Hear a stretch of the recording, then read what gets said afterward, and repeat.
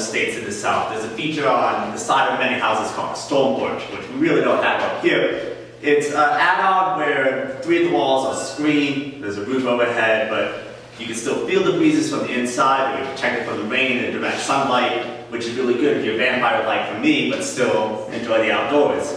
It's a weird fusion between the inside and the outside, and it's one of my favorite parts about Florida, which is the state I really disdain.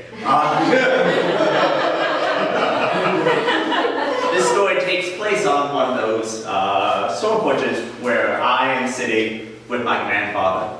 And my grandfather, to describe him, there's a common phrase about England, where England is a country where the vast majority of men lead a life of common desperation, quiet desperation. You may have heard of the Pink Floyd song.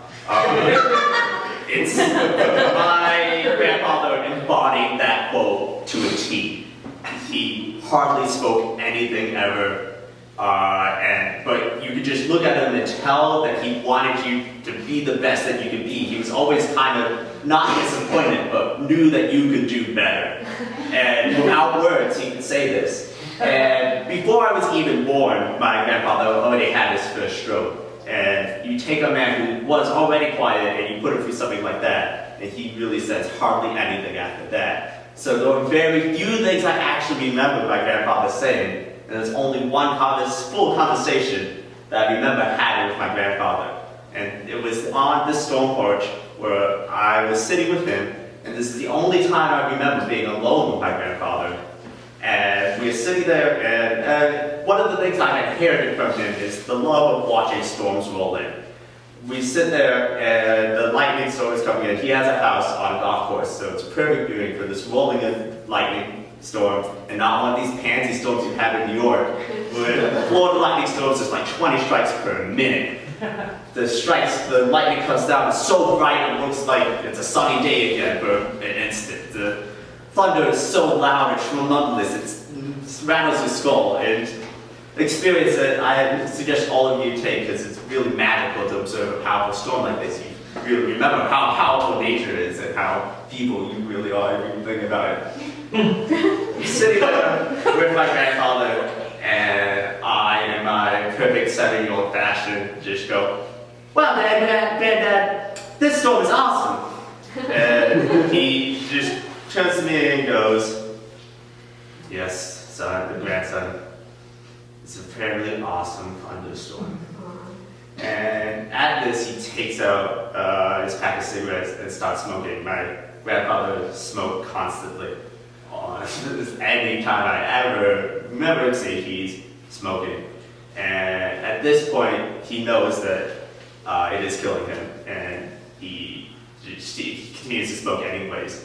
And he just turns and looks at me, and he says, "Lewis, one thing, I never want you to take these up, ever." I didn't know this would be the last conversation I'd ever had with my grandfather. This would be the last time I'd ever even seen him. I was 7, I'm sure people told me he was dying, but I didn't really grasp that concept. This was the last time I ever saw my grandfather. And I think it was just 2 months later, was his funeral in Wake. And he had a open casket funeral. And I remember my mother telling me, this is the last chance you'll ever be able to see him. After the casket closes, there will be no more. And I remember that both myself and my middle brother, we both looked at each other and we couldn't do it. We couldn't go see him in the casket. I'd much rather prefer to see him as that man who was just rocking on the storm porch, watching the storm roll in with me. And I think it's a much better picture to leave it at that than having if I had gone in to go see him on his funeral day. 20 so years later, and I'm here. And although I've done many things that I'm sure would disappoint him, I still to this day have never smoked a cigarette.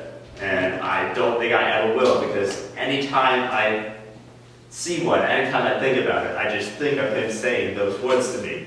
And when a man says very few words to you throughout your life, you remember the ones that he does, especially the last one.